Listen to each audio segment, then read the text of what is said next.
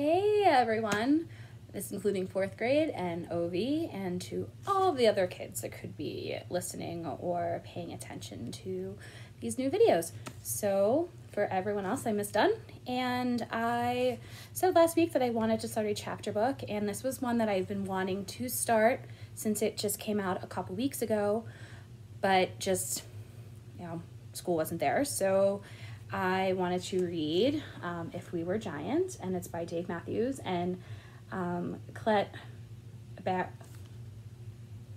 Barrett Smith.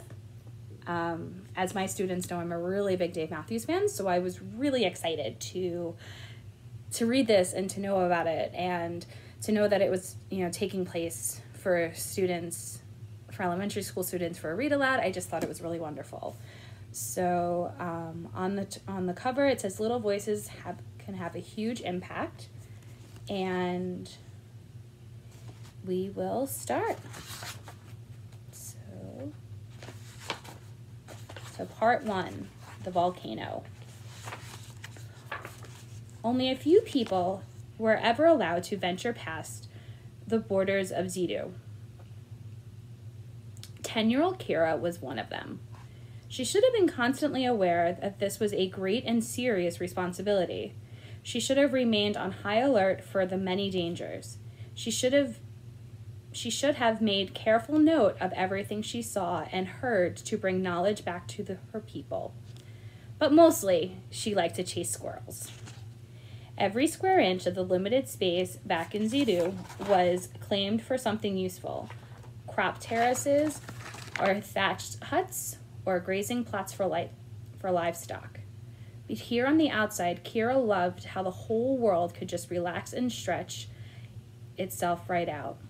There were no forests inside the confines of Zedu's walls, and out here, the miles upon miles of tall trees made for an irresistible playground. Her small feet were perfect for racing along branches, even the narrow ones, and her light body allowed her to take flying leaps from one tree to another without breaking the limbs in her sure-handed grip as she swung from them.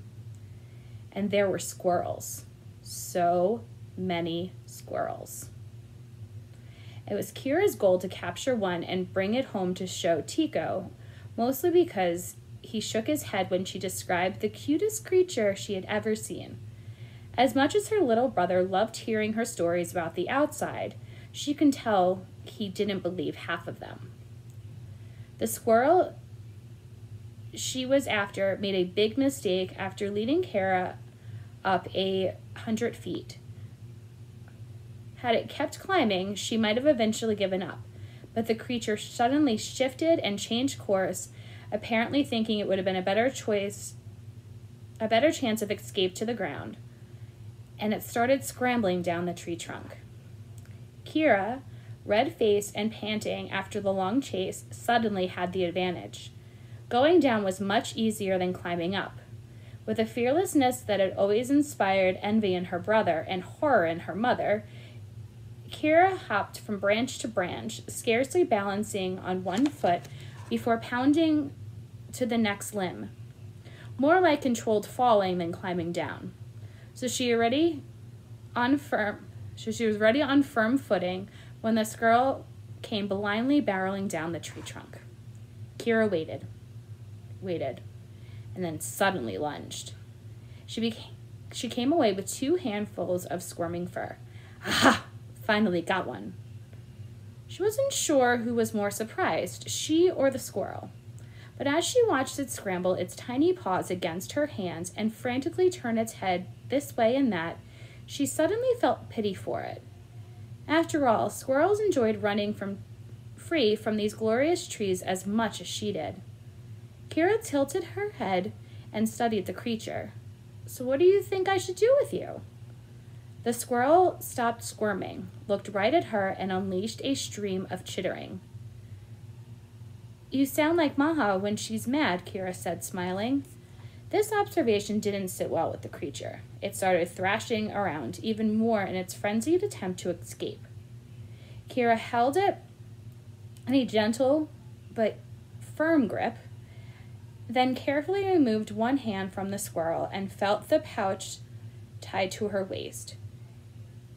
She had brought it especially to carry a fine specimen such as this. But she just couldn't do it. Kira knelt on the forest floor. "You're lucky I have such a soft heart today, my furry friend." She lowered her hands to set it gently on the ground. But instead, the squirrel turned and in a flash raced up the length of her arm, scrambled to the top of her head, and digging its little paws into her thick hair, launched itself back into the tree, where it disappeared into the branches. Kira smirked and shook her head. She was brushing dirt and little wisps of fur off of her hands when... "Kira!" Uh-oh. Her father. And the sound of his voice was so faint, she must have traveled farther than she meant to. "Kira!" Much farther. She could barely hear him. That was not good. She ran in the direction of the voice, quickly finding the way blocked by thickets of brush, fallen logs, and rotting stumps and plants growing straight out of their tops. Better go up and over. Kira jumped to grab a low-hanging branch with both hands, pulled herself up, and swung her body around until she was straddling it. Then she hopped to her feet, ran across the sturdy limb, and leapt off, grabbing at the branches of the next tree. These were thinner and much more pliable, and she swung through the air in a dizzying rush, the broad leaves swiping her face, until she was able to pull herself hand over hand to thicker branches closer to the trunk. Then she scaled the limbs, 10, 20 feet off the ground, and jumped to the next one. "Kira!" Closer now. She angled to her left, bounced across a half-dozen more trees, and could finally see the trunks thinning out where the dirt road snaked through the forest. Soon she was able to get a glimpse of Taro. Big and broad-shouldered, he stood in the dusty robes in front of their cart, cupping both hands around his mouth and shouting. This was not going to end well. She had been gone too long, and it made her father worry. She could hear it in his voice. Kira certainly be punished this time. Unless... As she approached, she could see that Taro had his back to the cart as he yelled into the forest. The two-wheeled contraption was in the middle of the road, directly under an overhang tree branch. Their supplies were covered by a clump of soft robes and blankets. Kira leapt to that tree and found herself perched above his head. One of the talents she had discovered while traveling outside was the ability to move silently. "Kira, come back this instant." His voice was booming now that she was so close. "If I have to go up to that forest, you can forget about coming on the next trip." As he was calling, Kira stepped off of the branch and dropped directly into the blankets of the cart. She quickly pulled a few of them over herself and started fake snoring loudly. Taro whirled around, surprised, and whipped the blankets off Kira. "What have you been doing, daughter?" Kira slowly blinked her eyes open and then rubbed them with her fists. "Why, what do you need, Paha?" she asked, her voice dripping with innocence. "I have been resting here the whole time." Kira let out a huge yawn and made an exaggerated show of looking around at their surroundings. "Oh, are we almost there?" Taro just sighed and shook his head. "At least the council chose my helper well. I swear you can sell a story better than anyone." He narrowed his eyes and shook a finger at her. "Even the flimsiest and sketchiest of stories." Kira giggled. Taro grabbed her arm around the waist with both hands and lifted her out of the cart as if she weighed no more than a small pack of papayas. Then he sat her down and pointed at the bend in the road up ahead. "We're approaching Luiki. You stay close to me now, understand?" "Yes, Baha," Kira sighed, "but there's so much more to see out here." She spread her arms and twirled in a circle, indicating the entire world. "I never had a chance to soak it all in before it's time to go back home." "I know, little one, I know." He leaned down and kissed her on the top of the head. But we have a job to do. It's time to get ready for the show. Taro topped both of his cheeks. Go ahead, do your magic. Kira turned to the cart, rummaged around the blankets, and came out with a small stool and a leather carry case. Taro sat on the stool, eye to eye with his daughter. Kira pulled out a small pouch from the case, dipped her fingers in, and came out covered in a sticky black mixture of sap from a gum tree mixed with charcoal. Taro grimaced, baring his teeth at her, and Kira rubbed the paste over 3 of his front teeth. When she was done, it looked like those teeth had fallen out, leaving a black space. Hush! I'll never get used to the taste of that. Paha, don't talk. Let it dry.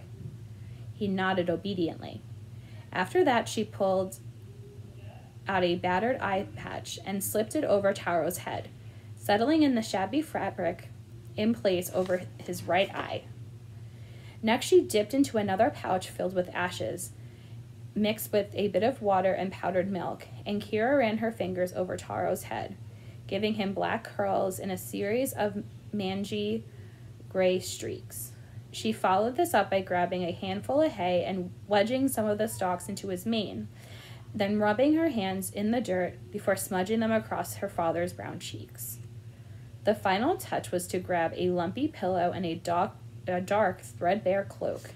Taro leaned in forward and let Kira drape the cloak over his shoulders and then shoved the pillow underneath the collar of his robe so that it rested behind his neck, giving him the appearance of a hunchback. So, he rose from the stool, but remained slightly bent over, scowling. When he spoke, it was the raspy yet powerful voice that he used in the village. How do I look? Hideous. Perfect. Taro indicated the cart with a nod of his head. Now it's your turn. Kira sighed again and pulled a battered straw sun hat from the cart.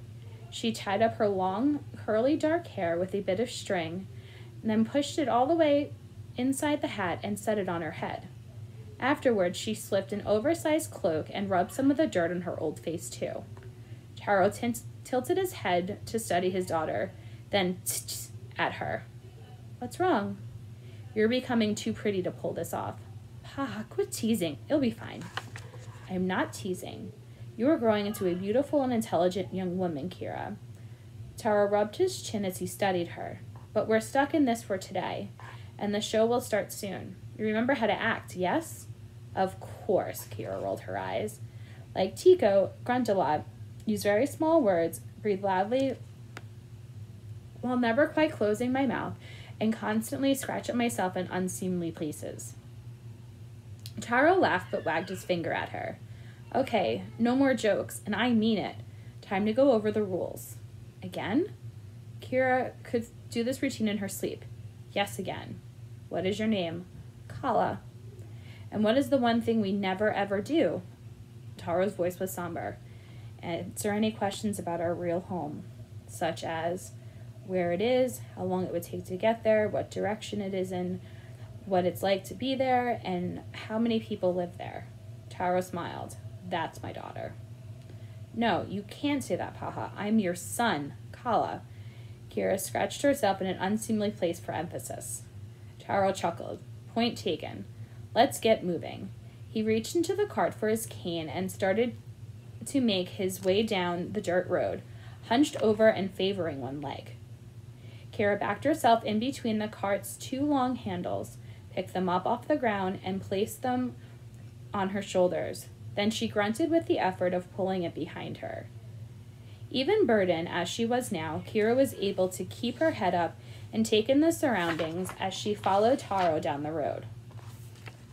This was so much better than being stuck at home doing chores, sweeping up the family's hut for the 17th time a day in her mother's insistence, or yet again gathering fuel for the community cook fires. Outside, there was something new everywhere she looked. Back in the familiar limits of Zidu, Kira had already seen everything there was to see. As they wound around the final bend and the walls of the village came in sight, the front gate swung open and a gaggle of kids came pouring out.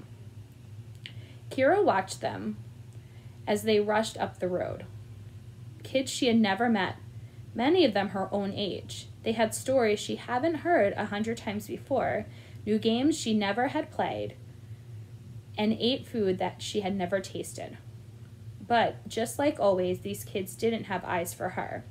They swarmed around the hunchback Taro, who was limp marched resolutely towards the gate and pretended not to notice them. "The Volcano Man! The Volcano Man!" the kids yelled as they escorted him to Luki's entrance. Kira trudged along behind with the cart. The Volcano Man has come back. Chapter 2. The annual storytelling contest in Lukui was held at the end of summer to celebrate a successful hunting season and harvest.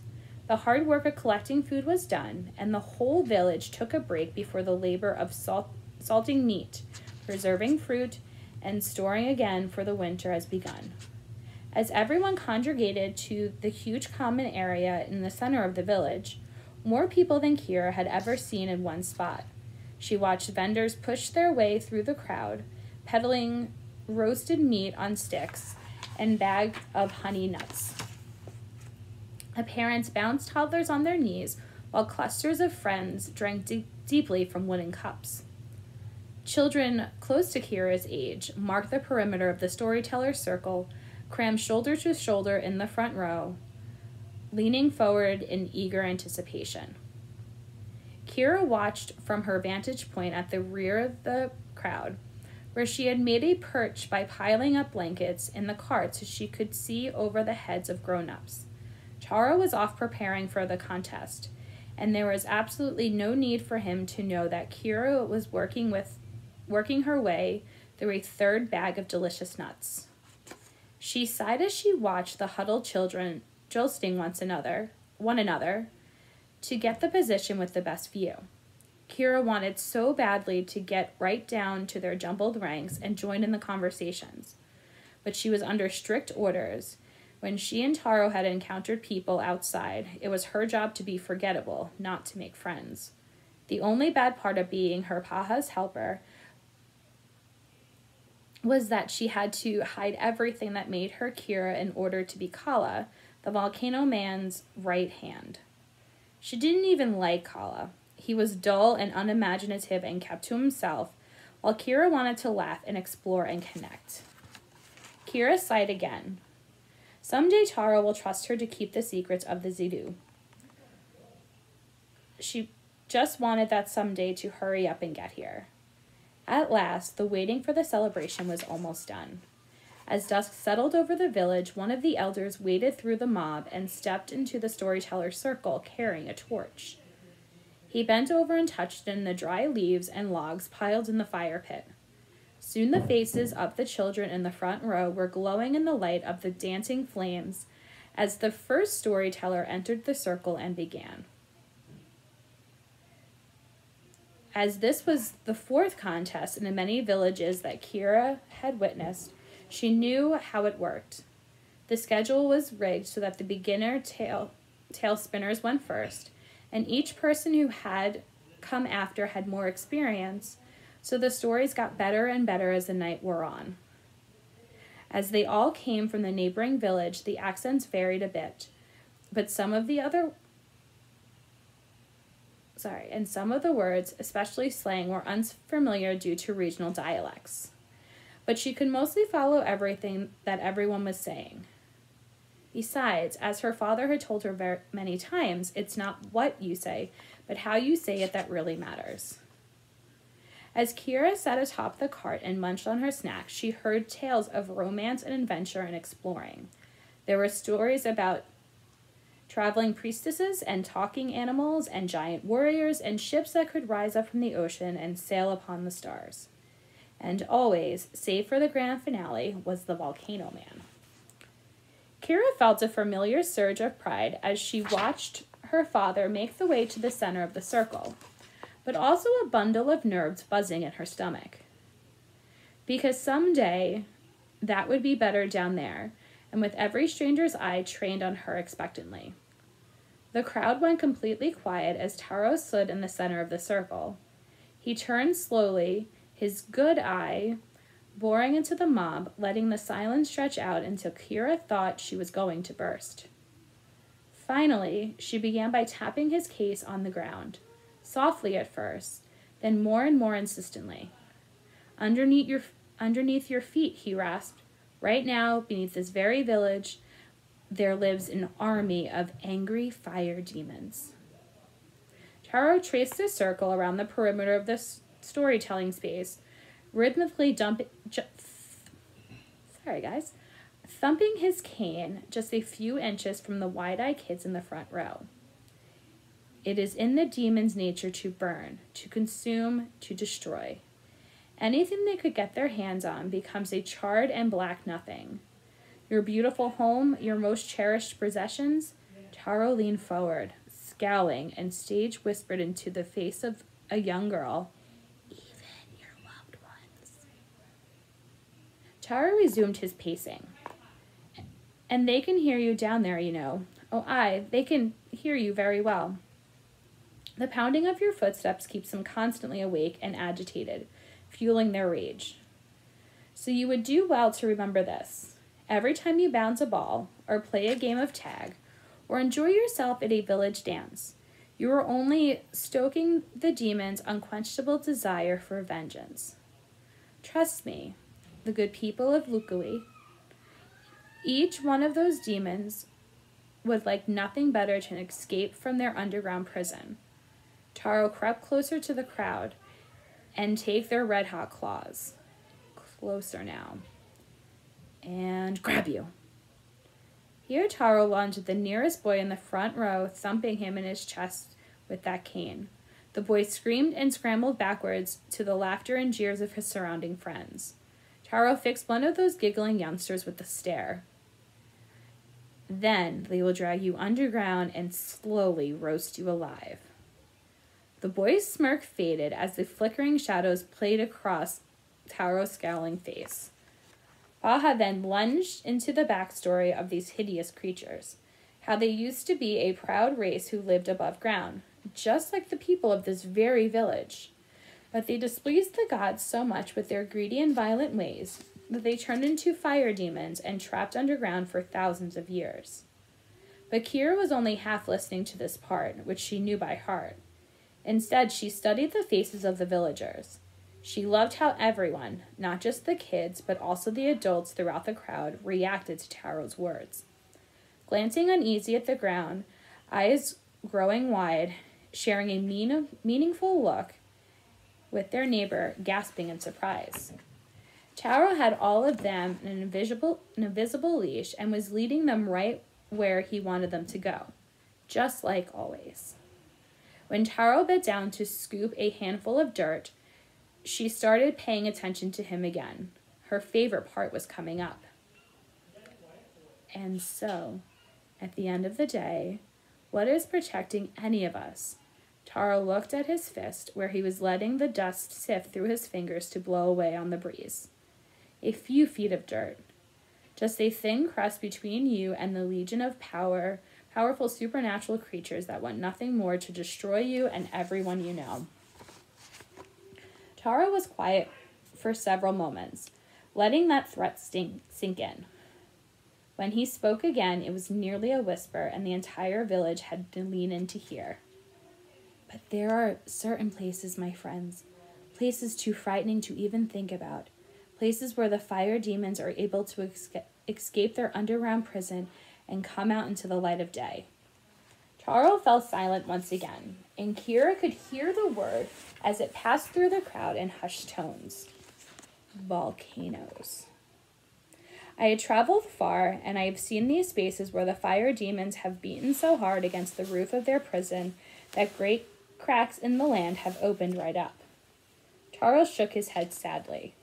The gods had tried to help. They built great mountains on top of these earth scars, attempting to keep a lid on the boiling cauldron of marvelous that threatens us all. Another dramatic pause. Kira studied his technique, what Taro was doing to get the timing just right, because she can practically feel the entire assembly holding their collective breath for the next part. Her father sighed heavily. But even the gods had their limitations, my friends. And the seething hatred of the fire demons is so potent, sometimes nothing could be done to keep it from bubbling over and scorching the land. Whoosh! The bonfire exploded. The flames leaping 20, 30, 40 feet in the air. The entire village circle was made bright as noon for a moment, and Kira could feel the flash of heat on her face, even though she was way in the back. People screamed and covered their eyes, then laughed nervously at the reactions of their neighbors. Kira knew that Taro had slipped a hand into his cloak during the build-up to the big moment, gathered a handful of highly flammable powder, and tossed it into the fire while he was gesturing during the story. She also knew he was now preparing for his next trick.